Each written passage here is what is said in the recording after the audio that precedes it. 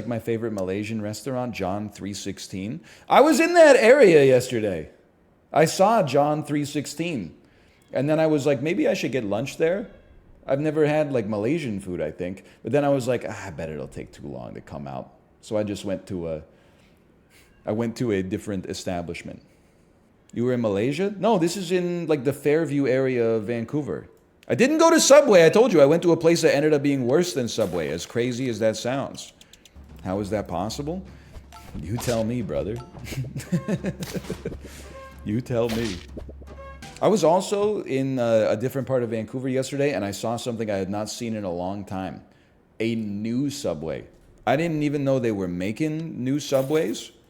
I thought that every Subway opened sometime between like 1980 and 2014, and they were just kind of riding out the inertia. I saw a Subway that had a sign that said now open, which is like insane to me.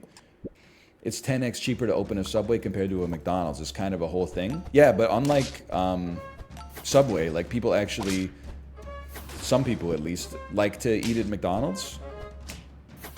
Whereas like people have not enjoyed eating at a Subway for like at least 5 years, but probably more. I got my favorite sandwich at Subway, and it sucked. First off, that sentence just by itself is hilarious. But secondly, your question is very valid. Right after that, you said, how can it suck so much when it's $18? I'm in exactly the same. It's kind of crazy. Okay, so yesterday, like I had very important, I'm not being parasocial. I took yesterday off because I have very important stuff to do that took a while, that fell right in the middle of my stream time. So it would have like bisected the day in a very awkward way, okay? But that meant I had time in the morning where I didn't normally have time in the morning. So I said, hey, Kate, what do you think? Like, we don't get this opportunity too much. You want to go for like a morning sort of couple date? You know, it's not really a date because it was at like 9:45 a.m., but it's kind of a date, I suppose. So we went out and we got brunch at a restaurant that we used to go to. It's a pretty fancy restaurant. We went there 10 years ago, like once a month. It was kind of like an old haunt, right? The brunch, I should say, that I got at the restaurant was the same price as a footlong sandwich from Subway. I'm not saying restaurants have gotten cheaper and then like fast food's gotten more expensive, but the Subway inflation is crazy compared to the inflation of like normal sit-down dining, which has still inflated a reasonable amount given the conditions that they've been in. But Subway has gone insane. I mean, like 10 years ago, we were still getting the occasional $5 footlong. Now a footlong's like, in Canada, a footlong's like 15 to 17.50. It's insanity.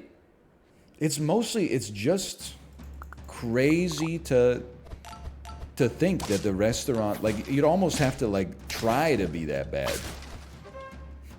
Why do you keep going there? Well, I don't. The last time I went there was like 6 weeks ago, and I'm never going back. I had the option to go to a new one yesterday. I said, screw that. I went to another sandwich place again. That sandwich place ended up being basically the same price as Subway, but then also like not as big and not as good. So I said, all right, this place is cooked too.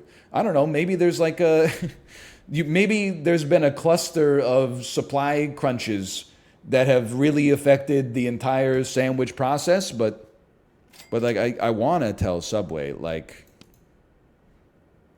bit of a waste here, but I want to tell Subway that like I feel for you that maybe like conditions in the macro sandwich market have changed, but you're a corporation.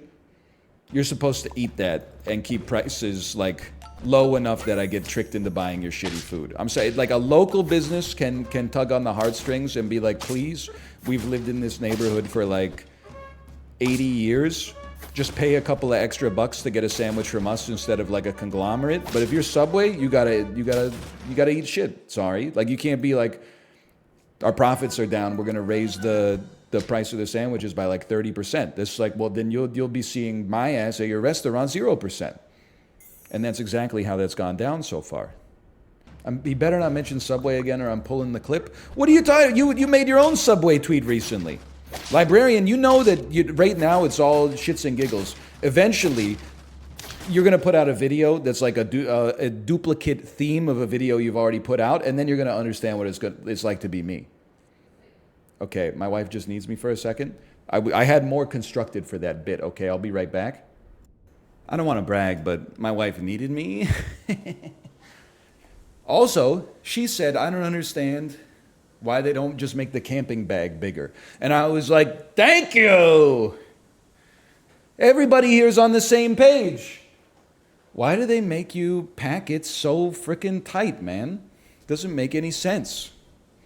Anyway, librarian. I'm just saying, right now it's all fun and games. Because you're the critical darling and I'm the old, stale piece of garbage. But one day you're gonna make the same joke 3 times in just a sliver too thin of a margin. People are gonna be on your ass. Really? Another video about this? Wow, he really used the Tuhu animation again? Get some new material. I'm just saying, I'm not coming at you. I'm just saying, look at this is the future that's ahead of you. So we should be our interests should be aligned as opposed to being opposed to one another, okay? Because in this business, you need all the help you can get. Read the review on the tent. Can you link me to the review on the tent, in which case I may read it? That was like a shot of adrenaline.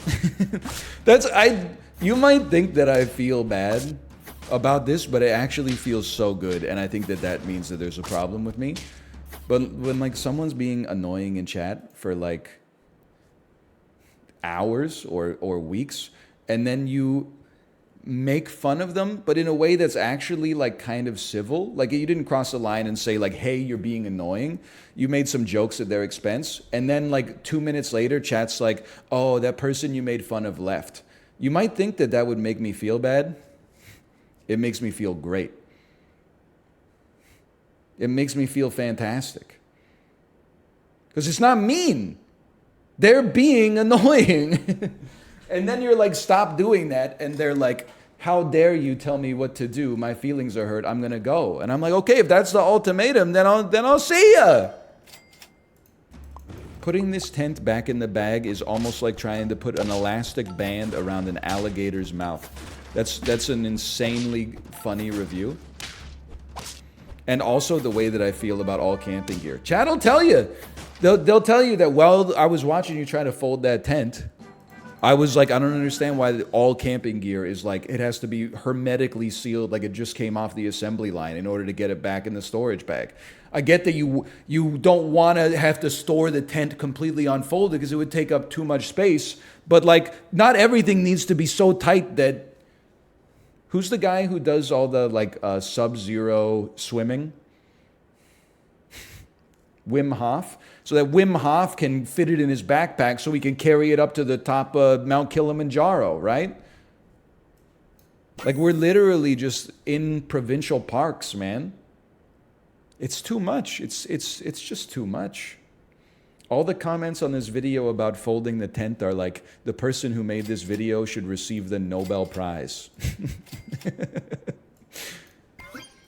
Okay, you have no idea like how validating it is to hear you complain about how hard it is to fold up a piece of camping equipment. Because you're the one who's good at folding the camping equipment. I'm not saying like I'm rooting for your demise. It's quite the opposite.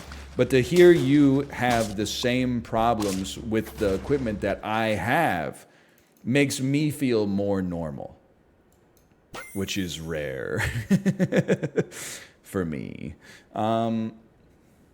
I never thought I could feel so free, walking along on a wing and a prayer. Who could it be? Me also failing to fold the tent. Believe it or not, it's just me.